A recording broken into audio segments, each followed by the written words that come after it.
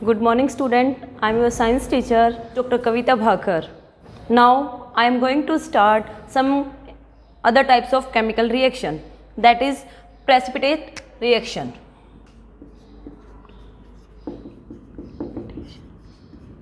Precipitate reaction. Precipitation reactions के बारे में आपको बताने से पहले मैं एक एग्जाम्पल के थ्रू इसको आपको समझाती हूँ, उससे आप इजीली इसको समझ पाओगे और उसके बाद हम इसकी डेफिनेशन लिख लेंगे। अगर हम जर्नल टर्म में इसकी बात करें तो प्रेसिपिटेशन रिएक्शंस का मतलब होता है कि कुछ ऐसा सब्सटेंस जो केमिकल रिएक्शंस कंप्लीट होने के बाद भी इनसॉल्यूबल हो, उसको हम बोलते हैं प्रेसिपिटेशन रिएक्शन। एग्जाम्पल की बात करते हैं, calcium hydroxide CaOH twice react with carbon dioxide to form calcium carbonate plus H2O। जब कैल्शियम हाइड्रोक्साइड को हम कार्बन डाइऑक्साइड के साथ रिएक्ट करेंगे तो ये कैल्शियम कार्बोनेट फॉर्म करेगा एंड वाटर। कैल्शियम कार्बोनेट को हम डाउनवर्ड एरो से शो करते हैं, इसका मतलब होता है प्रेसिपिटेशन, प्रेसिपिटेट, या फिर हम यहाँ पे पीपीटी लिख देते हैं। PPT means insoluble solid,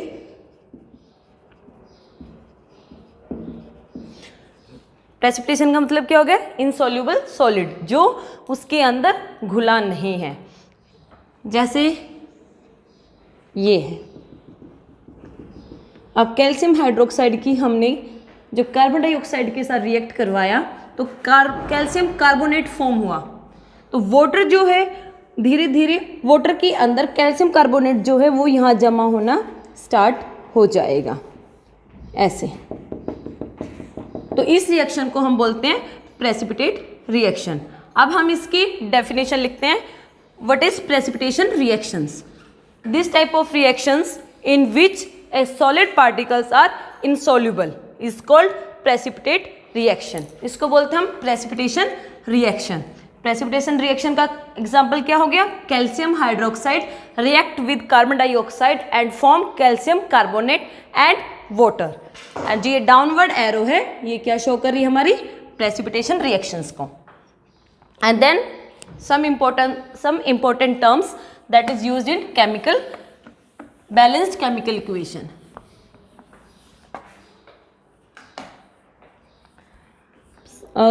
to types के आयन होते हैं, you know very well, positive and negative. तो सबसे पहले हम पॉजिटिव जो है उनके बारे में डिस्कस कर लेते हैं। Hydrogen H positive, calcium Ca positive, aluminium Al positive, then potassium K positive, sodium N positive. जो हम ये साइन लगा रहे हैं पॉजिटिव पॉजिटिव, इनका क्या मतलब है, जो वैलेंस इलेक्ट्रॉन्स होते हैं आउटर सेल में, अगर उसको कोई डोनेट करेगा तो वो कैसा साइन लेता है, पॉजिटिव साइन। जैसे अभी मैंने एग्जांपल की बात की सोडियम, तो हम सोडियम का एटॉमिक नंबर कितना होता है, 11। अब हम इसकी इलेक्ट्रॉनिक कॉन्फ़िगरेशन लिखेंगे तो कैसे लिखेंगे, 2 8 1। तो इसके आउटर सेल में कितने वैलेंस इलेक्ट्रॉन है, 1। तो इसको कोई 7 इलेक्ट्रॉन तो देगा नहीं अपना ऑक्टेट कंप्लीट करने के लिए, तो इसको अपना 1 इलेक्ट्रॉन क्या करना पड़ेगा, डोनेट। जो डोनर होता है वो कैसा साइन लेगा, पॉजिटिव।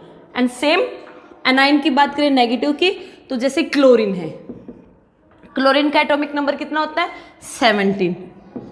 इसकी इलेक्ट्रॉनिक कॉन्फ़िगरेशन 2 8 7। ऑक्टेट कंप्लीट करने के लिए इसको कितने इलेक्ट्रॉन की रिक्वायरमेंट है, 1 की। तो ये किसी से एक इलेक्ट्रॉन क्या करेगा, उधारा ले लेगा, इसलिए क्लोरीन जो है वो नेगेटिव साइन लेता है। ये हमारे पॉजिटिव और नेगेटिव साइन जो है इन बेसिस के ऊपर हम एटम्स के ऊपर लगाते हैं। अब बात करते हैं हम बैलेंस एंड अनबैलेंस्ड इक्वेशन की। Balanced equation and unbalanced equation.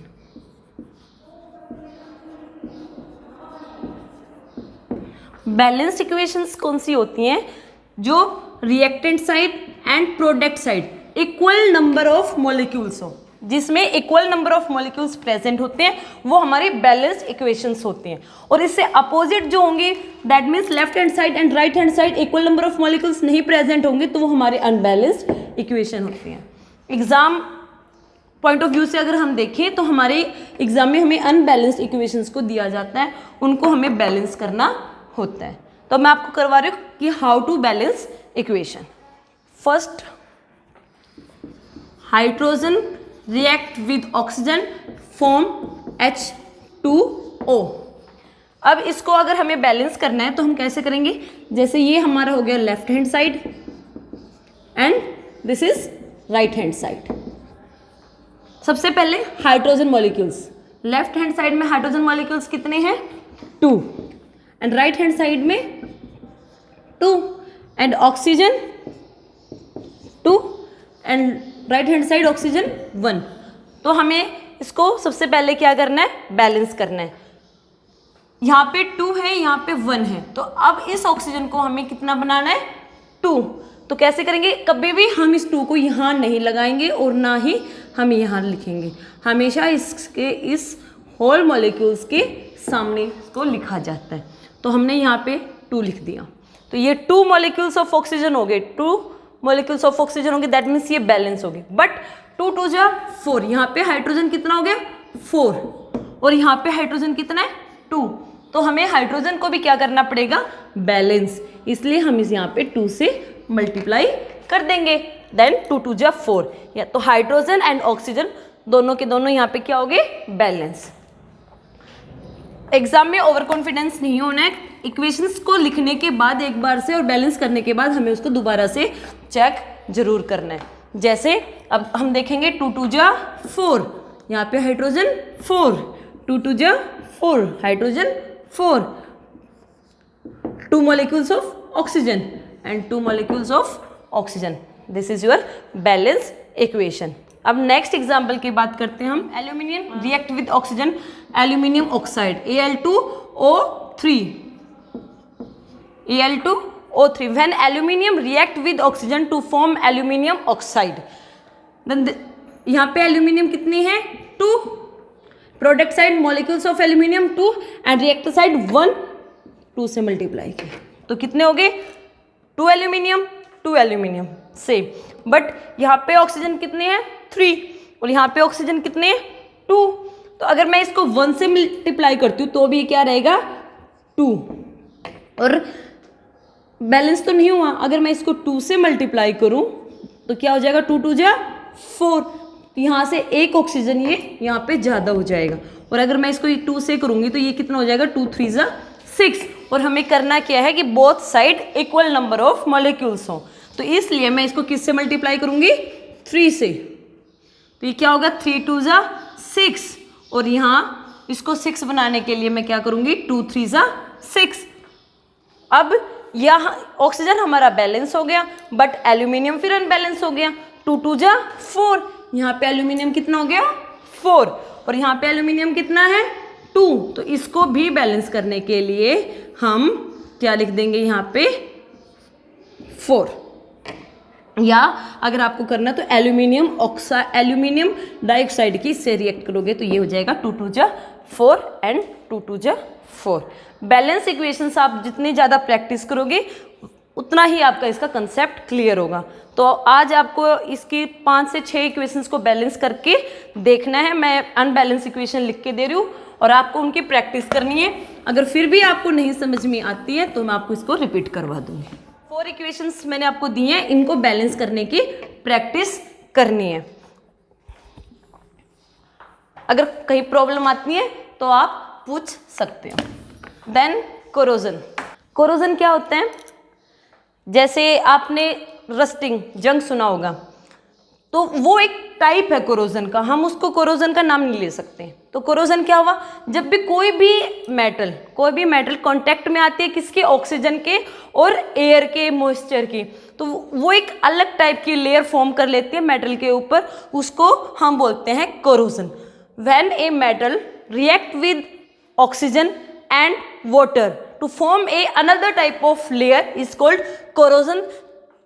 Example की बात करते हैं हम, तो जैसे ये सबसे पहले हमने बात की आयरन की। आयरन का सिंबल होता है Fe। जब आयरन किसके साथ रिएक्ट कर ले, वाटर के साथ या एयर के कांटेक्ट में आ जाए तो ये क्या फॉर्म करता है, hydrate iron oxide. Hydrate iron oxide. Hydrate word क्यों आया यहाँ पे बेटा, क्योंकि hydrate means water, hydrate mean water. और जो ब्राउन कलर की लेयर आती है उसको हम बोलते हैं रस्टिंग। रस्टिंग प्रोसेस होती है, जैसे ये रस्ट इसके ऊपर जो आया है और जो ब्राउन कलर है उसको बोल दिया हमने रस्ट जंग। कॉपर भी एक good conductor of heat and electricity है। जब कॉपर किसके साथ रिएक्ट कर ले कार्बन डाइऑक्साइड एंड एयर की प्रेजेंस में आ जाए तो ये बनाती है कॉपर कार्बोनेट। क्या बनाती है, copper carbonate. Copper carbonate bluish green colour, जो कॉपर का धीरे धीरे कलर चेंज होना स्टार्ट हो जाता है, वो भी प्रोसेस होती है कोरोजन की। क्या फॉर्म किया, कॉपर कार्बोनेट। इसका कलर कैसा है, ब्लूइश ग्रीन। थर्ड एग्जाम्पल की बात करें तो सिल्वर होता है बेटा चांदी। आप अपने जो मदर्स हैं आपकी एंकलेट पहनती होंगी, पाजेब, तो उनको देखना जब वो नए लेके आए होंगे तो बहुत अच्छे से शाइन कर रही होंगी, बट अभी उनका कलर जो है वो चेंज हो गया होगा black colour, light black colour में। जब सिल्वर जो है सल्फर के साथ रिएक्ट करता है तो ये बनाता है silver sulphide, AgS, silver sulphide. और कैसा कलर आ जाता है उसका, blackish. These are example of corrosion. Then how to prevent corrosion? हम corrosion को कैसे prevent कर सकते हैं?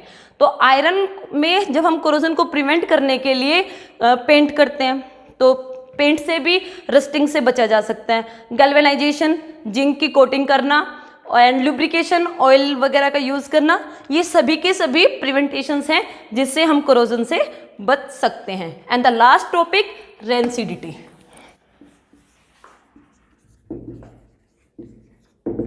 रेंसिडिटी नाम से पता चल रहा है, रेंसिड होना, खट्टापन आना उसको, या खराब होना। जब कोई भी फूड है जिसने ऑयल या फैट को कंटेन कर रखा है और हम उसको लंबे टाइम तक एयर के एक्सपोजर में छोड़ देते हैं तो वो फूड जो है रेंसिड हो जाता है। जैसे जब हम कुरकुरे लेके आते हैं, लेज लेके आते हैं, अगर हम उसके पैकेट को खुला छोड़ देते हैं तो हम देखते हैं कि उसमें थोड़ा वो मॉइस्चर पकड़ लेते हैं, तो उसका मतलब होता है वो फूड क्या होगी, रेंसिड।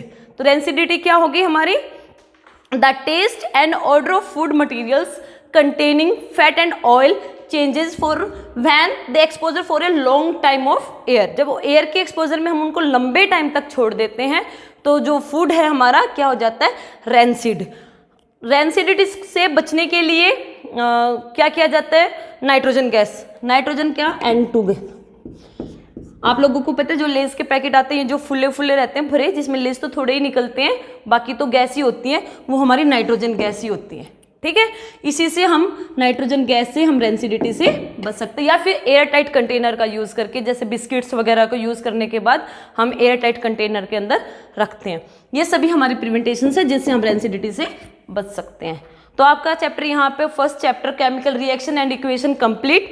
अगर इसमें आपको कोई भी डाउट्स है तो आप मुझसे दोबारा पूछ सकते हैं।